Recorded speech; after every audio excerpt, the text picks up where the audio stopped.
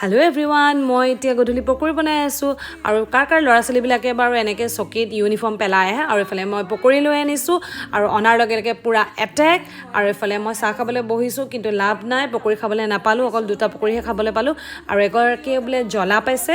আৰু মই আকৌ এটা গৰম পকৰি মুখত ভৰাই ললো আৰু এয়া এফালে কমপ্লেইন চলি আছে মোক জ্বলা পকৰি আৰু এগৰাকীক দেখিছে দেউতাকৰ কাপোৰ পালে আৰু একো নালাগে আৰু যিমান কাপোৰ থাকিলেও তাই দেউতাকৰে কাপোৰ পিন্ধিব আৰু দেউতাক জিন্দাবাদ চিঞৰি আৰু এফালে মই ডালচেনি ফ্লেভাৰ দি এটা চকলেট কেক বনাইছো আৰু আমাৰ হেল্পাৰ দেখিছে আৰু এয়া এটা চকলেট কেক হৈ গ'ল আৰু কি হ'ব মই অহাৰ আগতে গোটে কাটি একদম নষ্ট কৰিছে আৰু মই অহাৰ আগতে আধা খতম আৰু এফালে মই নেক্সট এটা বানানা কেক বনাইছিলো তাৰ ৰিভিউ চলি আছে আৰু এফালে ৰিভিউত বাৰু মই ভালেই পাইছো বাৰু বানানা কেক ভাল হৈছে বুলি কৈছে